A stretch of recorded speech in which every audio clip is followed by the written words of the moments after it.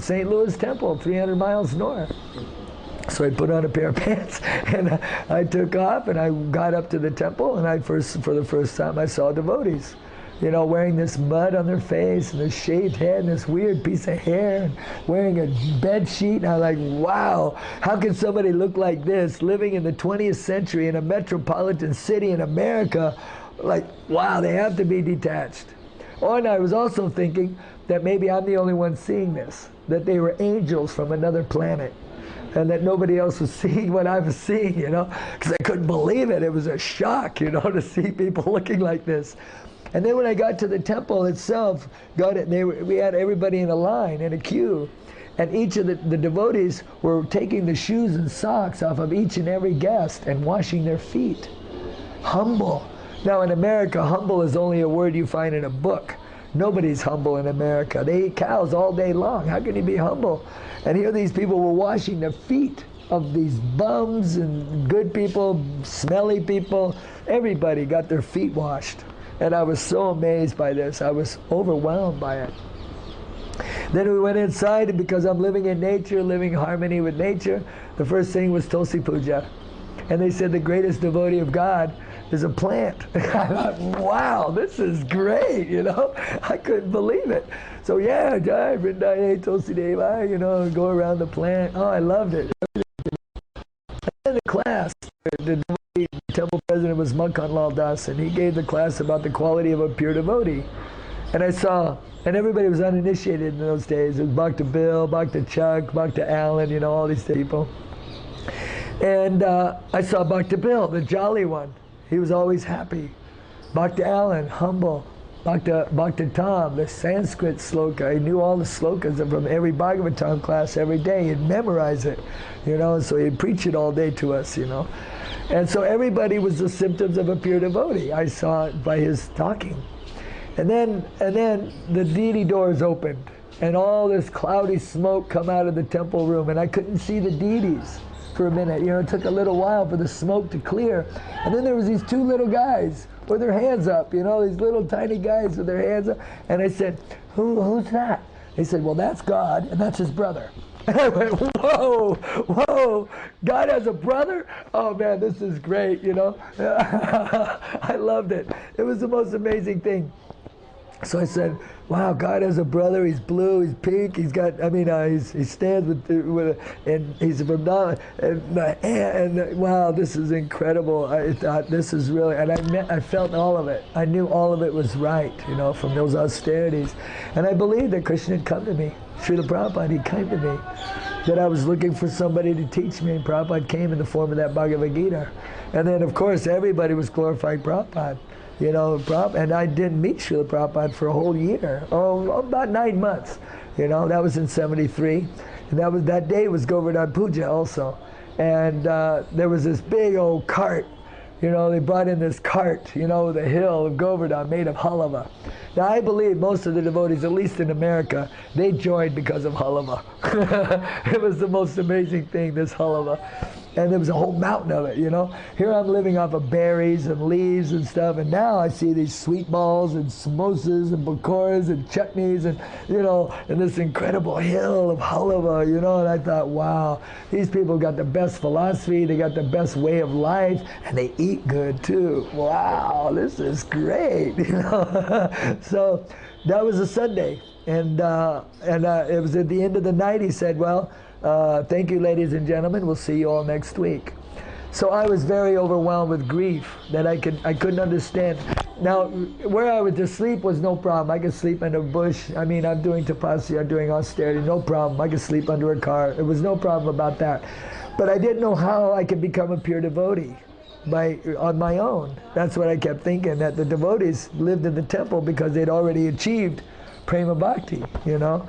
So I was crying on the porch, and this boy Bhakta Bill comes out, and he says, and they called me Bhakta Butterfly. So they said, Bhakta Butterfly, you know, what's wrong? Why are you crying? Did we offend you? And I said, oh, please don't, you know, please don't say that, you know.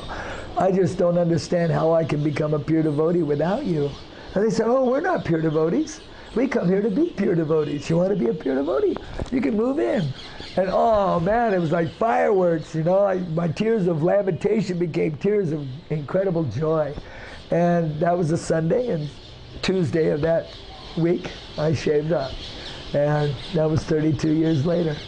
And then I met Srila Prabhupada at my initiation, because after 6 months, you know, in those days, you could send a letter to Prabhupada, and, you know, the temple president would send your beads and a letter, and then Prabhupada would do it by mail back.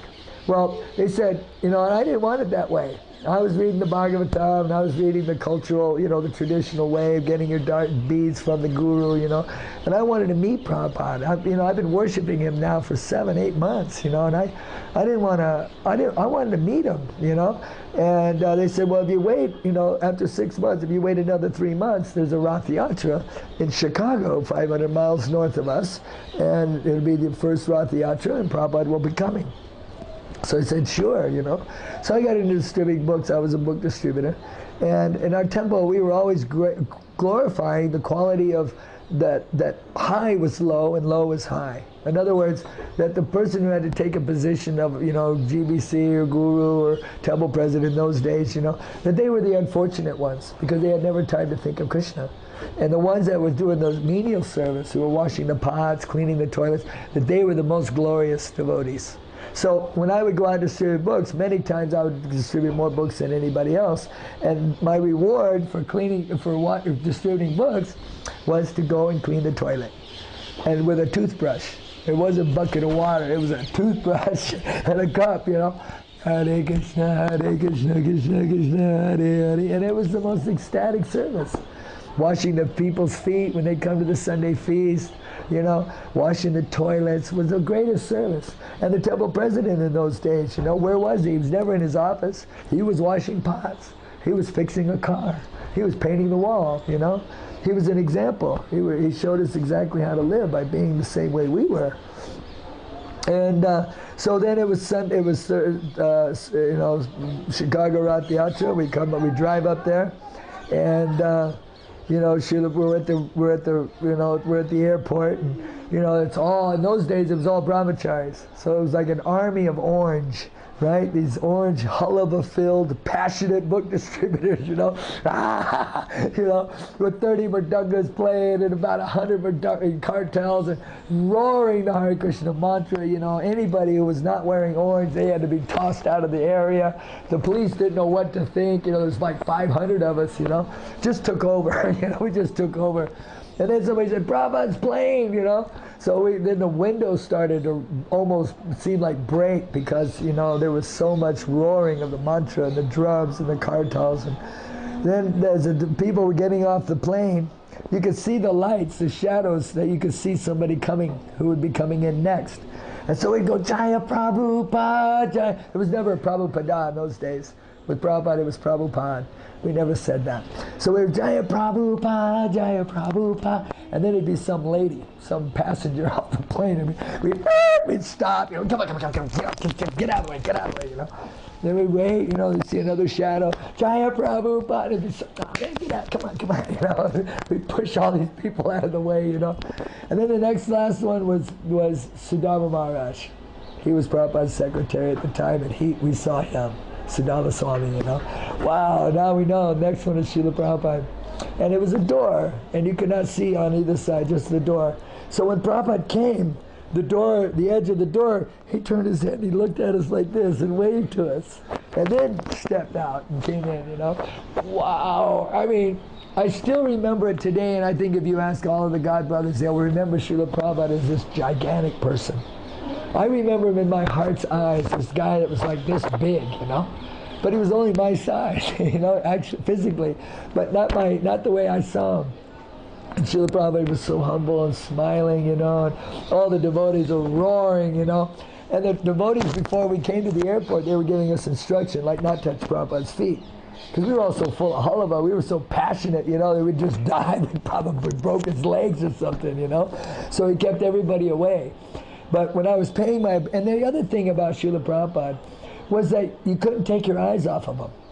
If you remember, you can remember that, you know, you'd go all the way down to the floor, you know, looking at Prabhupada until boom, and then you'd hit your head on the floor because it was so close, you know. Oh, Vishnu, you know, black eyes, big knot, you know.